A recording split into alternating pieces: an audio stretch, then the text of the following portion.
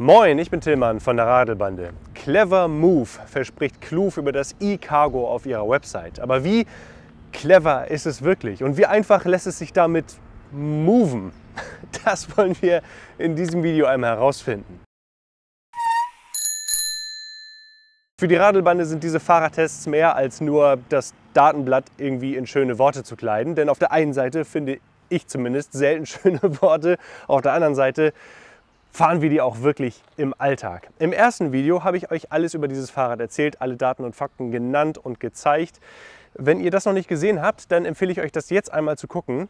Ich verlinke es hier oben und dann wieder zurückzukommen und dieses Video weiter zu gucken. Denn hier bewerten wir dieses Fahrrad aus unserer Erfahrung im Alltag. Denn wir sind das Kloov e-Cargo im Alltag gefahren als Familie ohne Auto und haben wie immer alles damit gemacht, was wir mit so einem Lastenrad im Alltag eben machen müssen. Die letzte Woche stand es leider wegen einer Erkrankung einfach nur rum. Und das ist auch der Grund, warum Lea jetzt heute nicht da ist. Die fühlt sich noch nicht wieder fit genug.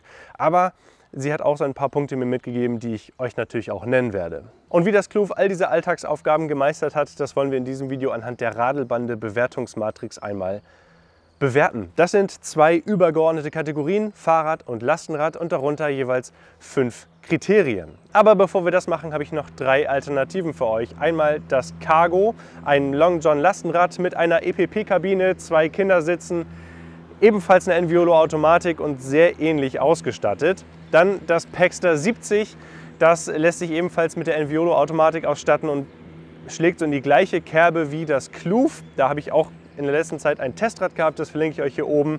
Und auch das Kettler Cargo Line. Das gibt es nämlich ebenfalls mit Enviolo-Automatik und einem Riemen und hat dann ebenfalls eine große und sehr interessante Kabine. Und wenn euch das interessiert, dann verlinke ich euch das Video ebenfalls hier oben einmal. Aber das ist so das Marktumfeld, in dem sich das Kloov e-Cargo bewegt. Und wir starten jetzt mit der Radelbande Bewertungsmatrix und hier mit der Fahrdynamik. Das Kloov e-Cargo, und das merkt man schon ab den ersten Metern, ist ein schweres Fahrrad. Und das ist nicht nur wegen des hohen Gewichtes, sondern es fühlt sich auch schwer an, wegen dieser schwer ausgelegten Lenkung, wegen des Lenkungsdämpfers, der vorne mit verbaut ist. Und das ganze Fahrrad ist halt so ausgelegt, dass es sich zuverlässig fährt, dass es keine Überraschungen bereithält während der Fahrt, sondern dass man sich wirklich darauf verlassen kann. Gerade dann ja besonders wichtig, weil man hier vorne tatsächlich mit 2 Kindern fährt. Aber schon leer ist das Fahrrad schwer, aber wenn da natürlich noch Kinder drin sitzen oder Last drin ist, dann wirkt es natürlich noch mal umso schwerer. Und das zeigt sich dann nachher in der Beschleunigung. Das Fahrrad fährt nicht so rasant schnell an, wie das bei anderen Lastenrädern mit dem Cargo-Line-Motor der Fall ist. Es ist auch nicht super langsam so und es kommt auch Berge super hoch, allerdings halt vielleicht nicht so schnell, wie das bei anderen Rädern der Fall ist. Die Enviolo-Automatik, die hat für meinen Geschmack, auch nachdem ich da länger mit rumgespielt habe, nicht weit genug runtergeschaltet beim Anfahren. Da muss man immer so ein bisschen, meiner Meinung nach, zu viel Widerstand überwinden. Was ich aber gelernt habe, dass hier in diesem Motor ein weiterer Unterstützungsmodus versteckt ist. Und zwar direkt unter Turbo gibt es den Cargo-Modus und der ist noch mal ein bisschen bulliger. Und im ersten Video bin ich das Rad im Turbo-Modus gefahren, aber der Cargo-Modus, der passt tatsächlich noch ein bisschen besser zu der Charakteristik dieses Fahrrads, weil er von unten rum von niedrigen Drehzahlen, also von einer niedrigeren Trittfrequenz, noch mal etwas mehr Unterstützung bereithält. Aber dieses Gewicht und die Auslegung zeigt sich natürlich auch im Stromverbrauch. Also ich habe hier mit dem 750 Wattstunden Akku um und bei 55 Kilometer Reichweite rauskitzeln können. Im Alltag bei viel Stop and Go ist es aber tendenziell noch mal ein bisschen weniger, was allerdings auch hier an dieser etwas wenig aerodynamischen Form liegt. Beim Fahren ist das Rad allerdings sehr komfortabel. Die SR Santur Gabel, die macht einen guten Job, und auch die Reifen, die Schwalbe Pickup Reifen, die sind sehr gut. Die haben einerseits eine Traglast, die groß genug ist, auf der anderen Seite rollen die sehr gut und haben auch einen guten Komfort. Das gefällt mir also sehr gut. Und wenn man damit fährt, dann lässt sich das Rad aber trotzdem agil und zackig bewegen. Man kann das Rad weit genug in die Kurve lehnen, also auch der Abstand zum Boden, der ist wirklich mehr als ausreichend groß. Da kann man selbst sehr schnell gefahrene Kurven sich in die Kurve legen. Und auch der Lenkradius ist meines Erachtens gut gewählt. Also wenn man damit tatsächlich fährt, dann muss man den Lenker nicht weit bewegen, aber das Rad vermittelt sehr schnell sehr viel Vertrauen. Es ist insgesamt noch mal eine ganze Ecke schwergängiger abgestimmt, als es beim Cargo der Fall ist und auch beim Riso und Müller Paxter 70. Von der Sitzposition war das für mich richtig gut. Das Einzige war die Sattelhöhe. Die ließ sich nicht hoch genug für mich einstellen. Ich habe dann mit einem anderen Sattel gearbeitet und mit einer längeren Sattelstütze. Und wenn ihr größer seid als, ich würde mal sagen, 1,90 Meter, dann würde ich euch das auch definitiv empfehlen. Für Lea hat die Sitzposition dann nicht ganz so gut gepasst. Die Sitzhöhe war zwar gut, aber der Lenker ist hier sehr viel höher als der Sattel. Und das hat für sie dann dazu geführt, dass sie zwar sehr aufrecht saß, aber ihre Arme auch relativ weit nach oben und nach vorne strecken musste. Also da wäre dann wahrscheinlich ein Lenker mit etwas mehr Backsweep ganz gut, wenn ihr klein seid. Für große Leute, ich habe nichts auszusetzen an dieser Sitzposition. Das Einzige ist hier, dass ich hier beim Lenken ab und zu mal gegen das Regenverdeck komme. Insgesamt lässt das Rad ein bisschen Spritzigkeit vermissen, aber dafür lässt es sich sehr vorausschaubar und zuverlässig bewegen. Und jetzt Innovation und Design. Das Kloof e-Cargo ist insgesamt sehr geradlinig gestaltet und mir gefällt besonders hier diese Dreiviertel-Ansicht mit dieser Frontscheibe und diesem breiten Stand. Das sieht, finde ich, ziemlich cool aus. Insgesamt wurde hier aber dieser Form-Follows-Function-Design-Aspekt wirklich auf die Spitze getrieben und dadurch wirkt das Rad imposant. Es wirkt insgesamt auch zeitlos, aber vielleicht auch ein bisschen schmucklos. Die Schnörkel und Besonderheiten liegen einfach in den verwendeten Rahmenbauteilen, die ich euch schon im ersten Video gezeigt habe. Und so rein von der Konstruktion, diese Verbindung, dieser Aufbau, der wirkt insgesamt sehr hochwertig und sehr stabil. Dadurch hat man wirklich das Gefühl, ein sehr langlebiges Produkt zu haben. Beim Punkt der Innovation haben wir hier das smarte System, das das Rad insgesamt sehr zukunftsfähig macht. Also auf der einen Seite diese langlebige Konstruktion des Rahmens, auf der anderen Seite die Zukunftsfähigkeit durch das smarte System. Das gefällt mir schon sehr gut. Allerdings verschließt sich das Kloof diesem Gedanken, hier alles irgendwie integrieren zu wollen und nur proprietäre Teile zu verwenden. Und das ist im Hinblick auf die Werkwaffengesellschaft eigentlich auch ganz gut so. Und der nächste Punkt ist die Ausstattung. Der Selle Royal 3D Skin Gel Sattel, der passt für viele Hintern, für meinen in diesem Falle nicht. Deswegen habe ich zusätzlich zu der längeren Sattelstütze auch einen Brooks Sattel dran gebaut, der hervorragend zu den Lenkergriffen passt. Denn hier sind echt sehr, sehr angenehme Brooks Lenkergriffe verbaut. Die fassen sich sehr gut an, sind sehr hochwertig und eine außergewöhnliche Wahl bei einem Lastenrad. Dann habe ich im ersten Video gesagt, dass hier eine Spur Cycles Klingel verbaut sei. Dem ist nicht so, das ist ein Nachbau, allerdings auch ein sehr guter, der sich sehr gut anfühlt und auch gut klingt. Die verbauten Pedale sind komplett aus Kunststoff, fassen sich relativ billig an, haben auch nicht sonderlich viel Grip. Da würde ich definitiv auf ein paar meines Kooperationspartners Motopedale gehen. Ihr findet einen Link unten in der Videobeschreibung. Aber hier würde ich mir auf jeden Fall bessere in der Grundausstattung wünschen. Bei den sonstigen Punkten, Riemen, Kierx 300 Display, der Beleuchtung und den Schutzblechen ist das Rad insgesamt hochwertig ausgestattet. Das Einzige, was ich mir bei dem Preis auch noch wünschen würde, wäre eine gefederte Sattelstütze. Aber da sind wir jetzt bei dem Punkt Preise. Achtung, jetzt kommen ein paar Buzzwords. Das Kloof e-Cargo fühlt sich Premium an, es fährt sich Premium und es hat Premium Features. Und das Ganze kann natürlich nicht günstig sein. Aber wenn man sich so die Verarbeitung ansieht, wenn man sich das Made in Germany ansieht, wenn man sich die vielen Punkte ansieht, die da standardmäßig mit verbaut sind, dann ist das schon etwas, was irgendwo diesen Preis gerechtfertigt. Und auch bei dem genannten Konkurrenzumfeld spielt es voll in der Mitte mit. Ist es teurer als die meisten anderen Long Johns? Definitiv. Aber es kann halt auch deutlich mehr als die meisten anderen Long Johns. Das ist kein billiges Fahrrad, aber meines Erachtens kann es den Anspruch, den der Preis mit sich bringt, vollkommen erfüllen. Und das auch im Bereich der Qualität und der Wartung. Und das ist der nächste Punkt. Denn das Kloof hat einen richtig hohen Qualitätsanspruch und kann diesen Qualitätsanspruch auch erfüllen. Man kann diese Schweißraupen hübsch oder hässlich finden, aber ein Qualitätsmerkmal sind sie definitiv. Hier wird nichts versteckt, sondern alles ist sichtbar. Und das zeigt sich dann eben auch in der Beschichtung, die richtig hochwertig ist, die auch kein bisschen gelitten hat jetzt in der Zeit, wie wir das Rad hatten.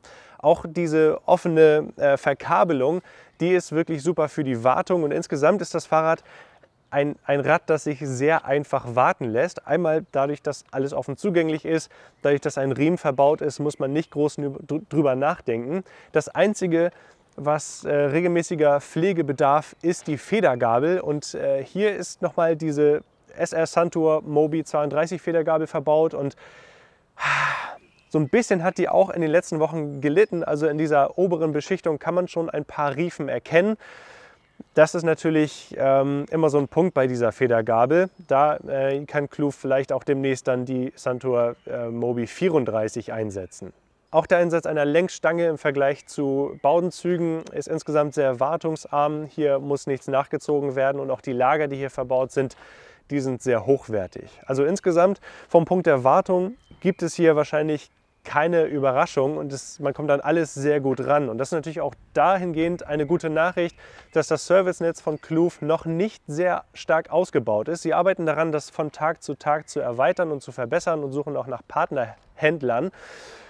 Und man kann das Rad oder man kann sein eigenes Rad dann im Rahmen von den Probefahrtveranstaltungen servicen lassen.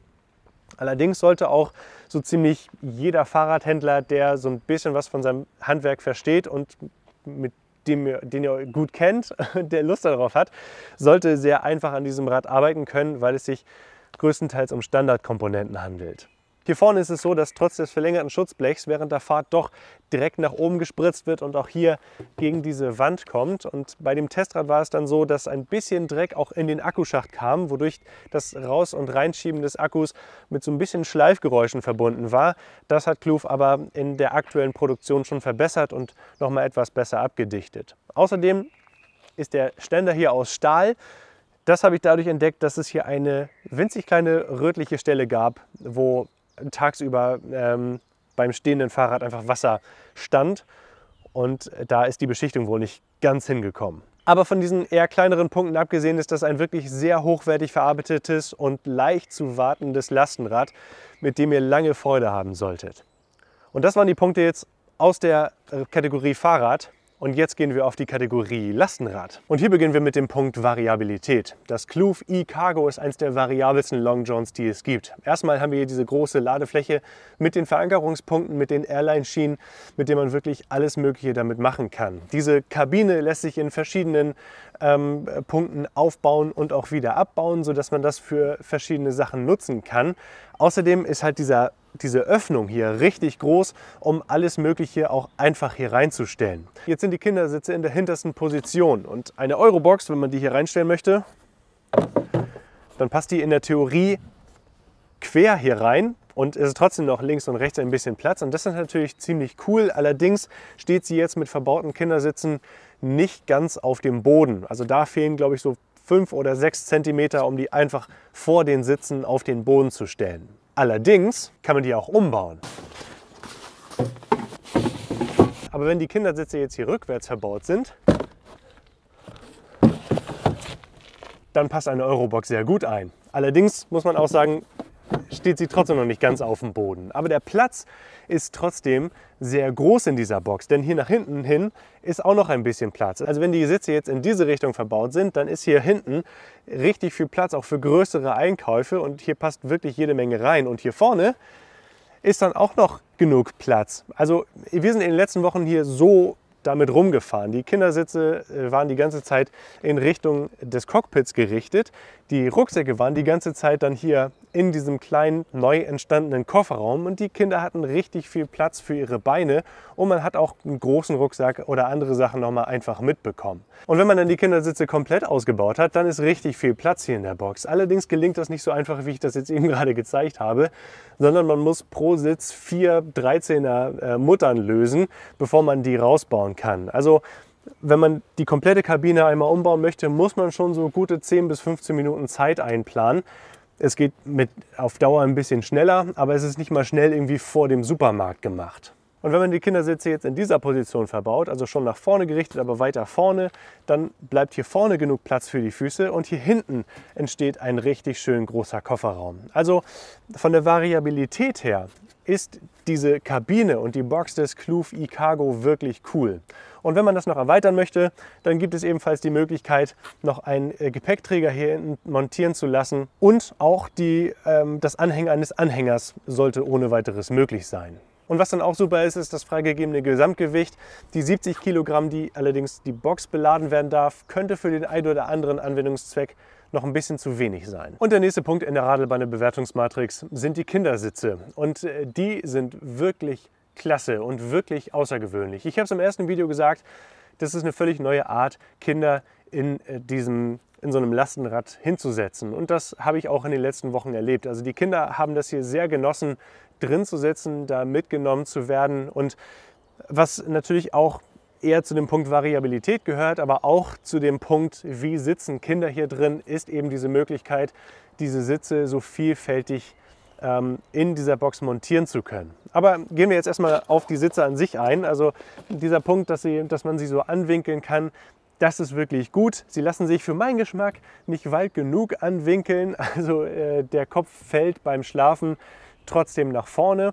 Allerdings mit diesen richtig hohen Rückenlehnen und diesen Seitenwänden ist das ein wahnsinnig gemütlicher Sitz. Auch die Gurte, die sind in der Bedienung super einfach, halten die Kinder sicher an Ort und Stelle. Und ich empfand auch die Größenveränderung, wenn die Kinder mal Sitze getauscht haben, empfand ich als sehr angenehm und sehr einfach. Also das sind wirklich klasse Sitze.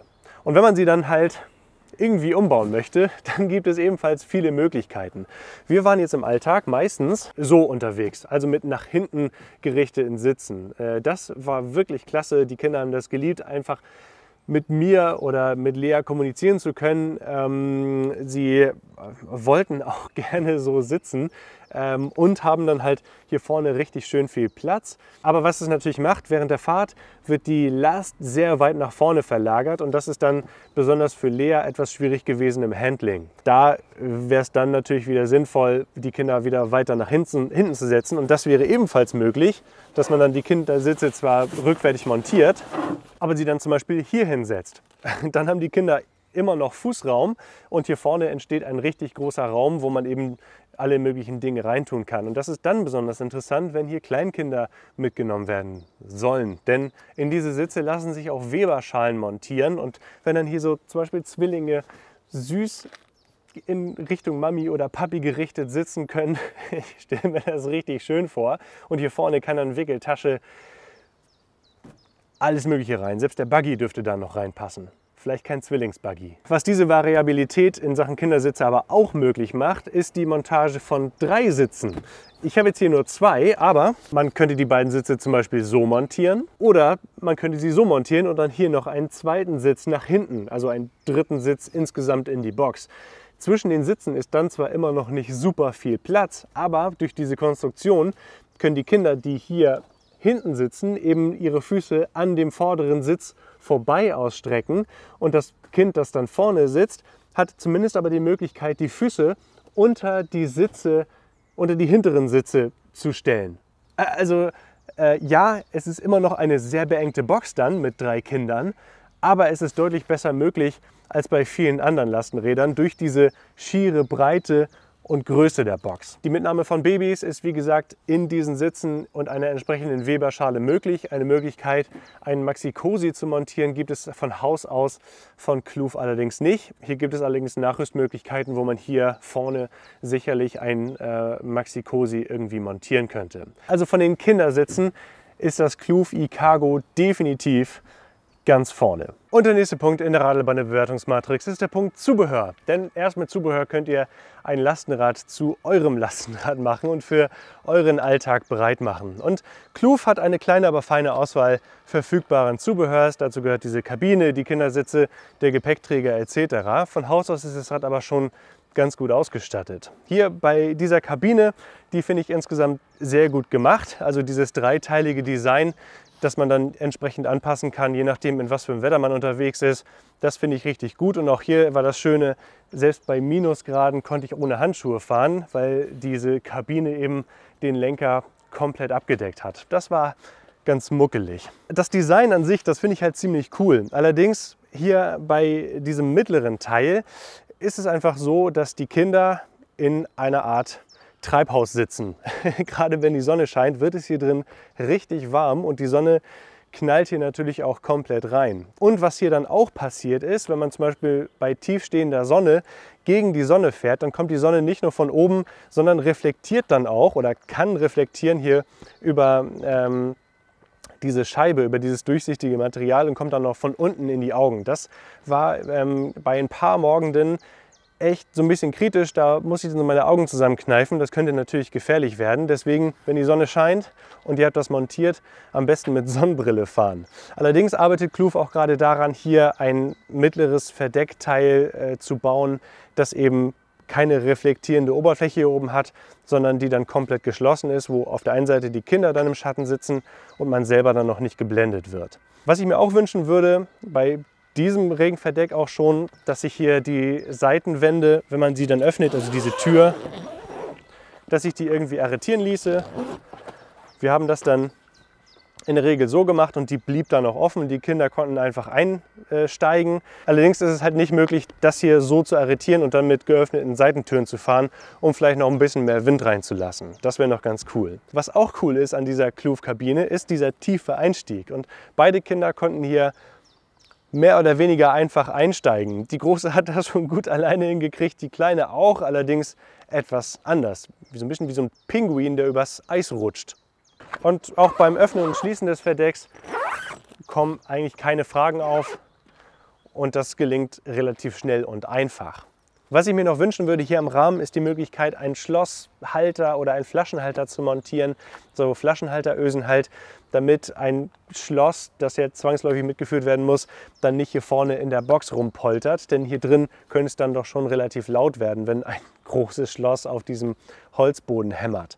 Und auf der Innenseite wären noch solche kleinen Taschen oder Raumtrenner oder irgendwas cool, damit eben auch, wenn hier Taschen oder so mit drin sind, damit die nicht so sehr mit den Füßen in Berührung kommen, beziehungsweise dass auch beim Bremsen zum Beispiel Sachen nicht hin und her rutschen. Aber dank dieser Airline-Schienen ließe sich sowas ja auch relativ einfach selber nachrüsten. Eine Möglichkeit direkt von Kloov wäre aber natürlich noch besser. Und ein Punkt, der im Alltag auch besonders wichtig ist, ist der Punkt Parken und Rangieren. Und darum geht es jetzt. Ich habe euch im ersten Video diesen Ständer gezeigt. Der ist vorne montiert und kann dann mit einem einfachen Fußtritt hier auf der Rückseite auch betätigt werden. Und ich persönlich empfand es als sehr einfach, das Rad auf den Ständer zu bekommen. Wenn hier vorne zwei Kinder sitzen, die so nach hinten gerichtet sind, dann ist allerdings schon sehr viel Gewicht hier vorne drauf und man muss sich schon recht stark auf diesen Hebel stemmen. Und das war für mich nach wie vor relativ einfach. Für Lea war es allerdings etwas schwieriger. Aber dann steht das Rad auch sicher und Kinder können hier ohne weiteres einsteigen. Das hat mir echt gut gefallen. Was ich so ein bisschen an Kritik habe, ist, dass dieser Ständerhebel sich nur auf der linken Seite befindet. So, und wenn man das Rad auf der linken Seite irgendwo abstellt und anschließt, dann muss man sich irgendwie ein bisschen über das Fahrrad lehnen, um es auf den Ständer zu stellen. Das finde ich ein bisschen unpraktisch. Aber bevor man das Rad abstellt, muss man tendenziell ein bisschen rangieren. Und das gelingt dank dieses riesigen Lenkeinschlags mit dem Kloov tatsächlich sehr gut. Also das hat, glaube ich, den größten Lenkeinschlag, und zwar in beide Richtungen, das ich bei einem Rad mit einem Lenkarm bisher gesehen habe. Also das funktioniert richtig gut. Allerdings, wenn man halt den Lenker ganz eingeschlagen hat, dann muss man das Gewicht so ein bisschen austarieren, gerade wenn hier Kinder vorne drin sitzen. Wenn man es dann abgestellt hat, funktioniert dieses Bäckerschloss hier vorne richtig gut. Man muss sich allerdings jedes Mal weit runterbeugen oder in die Knie gehen, um es zu betätigen und dann mit dem Schlüssel hier so ein bisschen arbeiten, um es reinzustecken. Für mich persönlich wäre, glaube ich, das etwas besser, wenn man es einfach reindrücken könnte und es dann mit dem Schlüssel nur lösen müsste. Und dann gibt es aber natürlich auch ganz normal die Möglichkeiten, das mit einem normalen Kettenschloss oder Bügelschloss anzuschließen. Und hier hinten haben wir dann halt mehrere Möglichkeiten, um das auch zu tun. Also wie einfach das Parken und Rangieren gelingt, hängt so ein bisschen davon ab, wie ihr die Last hier vorne verteilt habt und wie groß und stark ihr auch selber seid. Wenn ihr etwas kleiner seid, dann würde ich definitiv empfehlen, die Kindersitze hier weiter hinten hinzubauen, weil dann etwas mehr Last vom Ständer genommen wird und sich der dann eben leichter bedienen lässt. Und gerade wenn es um das Anschließen geht, dann finde ich persönlich ein Speichenschloss hier hinten in der Bedienung nochmal etwas komfortabler, in das man dann zum Beispiel auch eine Einsteckkette stecken kann. Aber insgesamt lässt es sich mit dem großen Lenkeinschlag recht einfach im Alltag handeln. Und nun kommen wir zum letzten Punkt in der Radelbahn-Bewertungsmatrix, zur Sicherheit. Das Kluf e-Cargo lässt sich sicher im Alltag bewegen. Auch wenn man zum Beispiel an der Ampel anhalten muss, dann ist das Tretlager angenehm niedrig, der Sattel angenehm niedrig, um einfach auch an der Ampel auf dem Fahrrad stehen bleiben zu können und auch die Füße trotzdem auf den Boden zu bekommen. Auch von der Fahrt her sitzt man angenehm aufrecht und nicht zu sportlich, sodass man einen guten Überblick hat über das gesamte Verkehrsgeschehen. Und was auch gut ist, wenn man hier vorne auf dem Sattel sitzt, oder hier hinten in diesem Fall auf dem Sattel sitzt, dann kann man durch dieses Regenverdeck auch weit runter gucken, sieht durch dieses Regenverdeck durch, was direkt beim Vorderrad auf dem Boden ist und kann auch, je nachdem wie groß oder klein man ist, sogar das Vorderrad sehen. Das ist im Alltag für viele eine Erleichterung, damit man eben auch beim Rangieren zum Beispiel nirgendwo gegendotzt. Und trotz dieser breiten Box ist es uns gelungen, eben nirgendwo gegen zu dotzen. Also Mission erfüllt. Auch die Bremsen gefallen mir gut. Die Magura CME 5 Bremsen, 4 Kolben vorne und hinten mit entsprechend großen Scheiben. Das bremst zuverlässig im Alltag. Auch die Hebel sind richtig schön breit, sodass man mit der ganzen Hand bremsen kann und das Ganze auch ermüdungsfrei passiert. Bei der Beleuchtung ist es so, dass der Scheinwerfer hier vorne ausreichend hell ist, aber vom ganzen Leuchtbild nicht an seinen großen Bruder, den M99 Mini Pro, rankommt und auch ein Fernlicht fehlt leider. Dafür wirft er das hübsche Bild einer Tulpe vors Fahrrad in der Nacht. Die Rückleuchte ist ebenfalls angenehm hell, lässt sich von vielen Seiten sehen und fügt sich optisch angenehm hier in dieses rückwärtige Schutzblech ein. Bei den Reflektoren ist alles da, was die STVZO fordert, und was hier bei diesem Regenverdeck besonders cool ist, dass hier diese ganzen reflektierenden Paspellierungen da sind. Gerade wenn man da im Dunkeln unterwegs ist, dann hat das Rad von der Seite eine richtige Präsenz. Man sieht sofort, das ist ein riesiges Fahrrad. Wenn man die Sicherheit der kleinen Passagiere betrachtet, dann ist hier dieser Überrollbügel da, der ist auch richtig massiv. Die Kinder haben hier auch viel Platz zu den Seiten. Wenn das Rad mal umkippen sollte, dann fallen sie nicht direkt an diesen Rahmen dran, weil eben auch diese Kindersitze an sich breit genug sind. Die sind ebenfalls mit einem festen Rahmen ausgestattet, sodass der auch bei einem Unfall, oder sollte das mal passieren, nicht desintegrieren sollte. Und die Gurte etc., dieser gesamte Aufbau, der ist ebenfalls sehr sicher für Kinder. Und was halt immer gut ist, eine hohe Rückenlehne zu haben. Und das ist bei den Kluf Ergo-Seats definitiv gegeben. Also im Punkt der Sicherheit gibt es nur wenige Details, die Kluf noch mal besser machen könnte. Einerseits das Fernlicht, allerdings auch das Bremslicht, das in dieser Preisklasse meines Erachtens schon Standard sein sollte. Aber für wen ist das Kluf e-Cargo jetzt am besten geeignet?